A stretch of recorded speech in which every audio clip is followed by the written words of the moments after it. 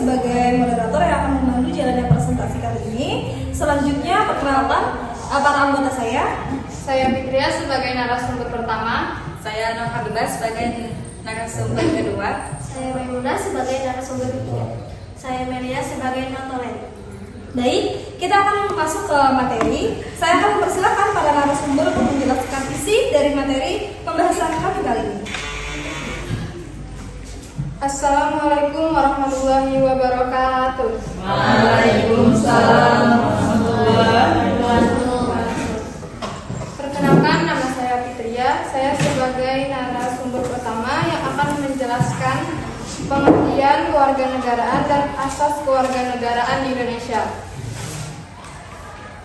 Pengertian kewarganegaraan. Kewarganegaraan adalah keanggotaan seseorang dalam suatu negara yang menimbulkan hak dan kewajiban. Dalam Undang-Undang Nomor 12 Tahun 2006 tentang Kewarganegaraan Republik Indonesia disebutkan bahwa warga negara adalah orang-orang yang secara hukum diakui sebagai anggota suatu negara.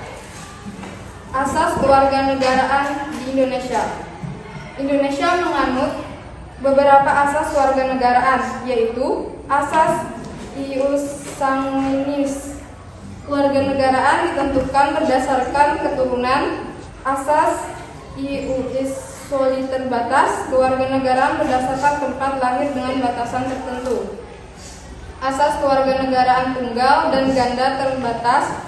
Anak hasil perkawinan campuran bisa memiliki dua kewarganegaraan hingga usia tertentu. Terima kasih atas perhatiannya. Wassalamualaikum warahmatullahi wabarakatuh. Waalaikumsalam warahmatullahi wabarakatuh. Hak dan kewajiban warga negara. Hak warga negara yang pertama mendapatkan pendidikan, mendapatkan pekerjaan dan penghidupan yang layak, memeluk agama sesuai kepercayaan. Kewajiban warga negara membayar pajak, menjaga persatuan dan kesatuan, dan membela negara jika diperlukan. Proses memperoleh kewarganegaraan. Menurut undang-undang, seseorang dapat memperoleh kewarganegaraan Indonesia melalui yang pertama kelahiran, yang kedua pengangkatan, yang ketiga permohonan, yang keempat perkawinan, yang kelima pemberian oleh negara karena jasa atau kepentingan tertentu. Dampak positif kewarganegaraan seperti peningkatan pemahaman nilai-nilai kebangsaan, sikap positif terhadap orang lain, kepercayaan dan partisipasi sosial, peningkatan kesejahteraan bangsa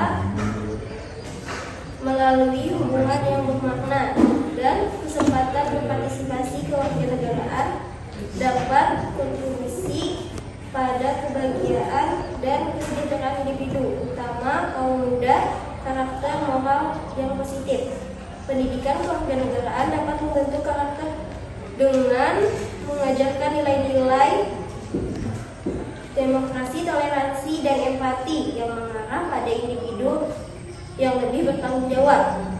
Dampak negatif kewarganegaraan yang timbul dari aspek teknis kewarganegaraan, misalnya kompleksitas hukum pada kewarganegaraan ganda, serta dampak kurangnya pendidikan kewarganegaraan yang bisa menyebabkan kurangnya pemahaman hak dan kewajiban, apalisme, dan liberalisme moral.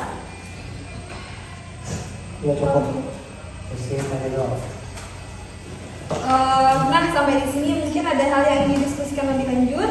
Kami sangat terbuka untuk pertanyaan dan masukan dari teman-teman semua. Silakan, siapa yang mau memulai? Assalamualaikum warahmatullahi wabarakatuh. Saya perwakilan dari kelompok 1 Soekarno dengan pertanyaan, bagaimana sikap kewarganegaraan yang benar jika ada tetangga yang mengadakan ibadah atau perayaan agama yang berbeda di lingkungan rumah kita? Terima kasih. Terima kasih atas pertanyaannya. Kami akan mendiskusikan terlebih dahulu bersama para narasumber. Setelah itu jawaban akan kami sampaikan. Sembari menunggu, apa masih ada pertanyaan dari kelompok lain? Baik, tidak ada pertanyaan lagi. Kami akan mendiskusikan jawabannya.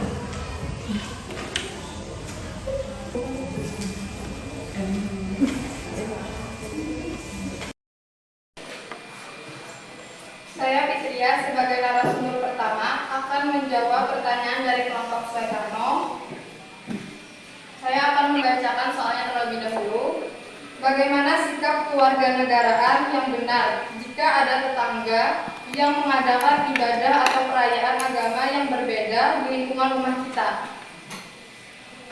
Jawabannya, sikap yang benar adalah menerapkan prinsip toleransi dan menghormati kebebasan beragama yang dijamin oleh konstitusi. Menghargai perbedaan adalah implementasi langsung dari sila ketiga Pancasila, yaitu Persatuan Indonesia dalam kehidupan bertetangga demi menjaga keutuhan bangsa dari unit kecil. Terima kasih. Sumber atas jawabannya.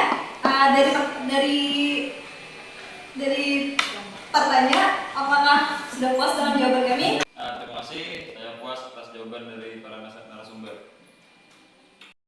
Partisipasi teman-teman semua dalam sesi tanya jawab.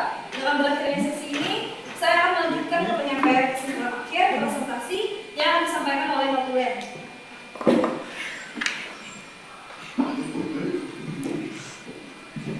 Oke, saya Melia sebagai penulis ingin menyampaikan kesimpulan.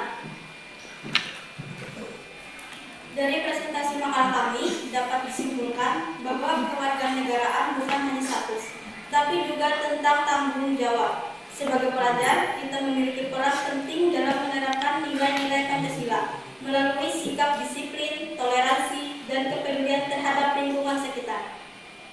Dan itu saja kesimpulan akhir yang saya sampaikan. Kembali ke moderator. Terima kasih notulen. Sebagai penutup, saya akan menyampaikan apa yang kita temukan hari ini mungkin masih sedikit, tapi dari diskusi dan pembelajaran seperti ini, kita sedang melangkah menuju pemahaman yang lebih baik.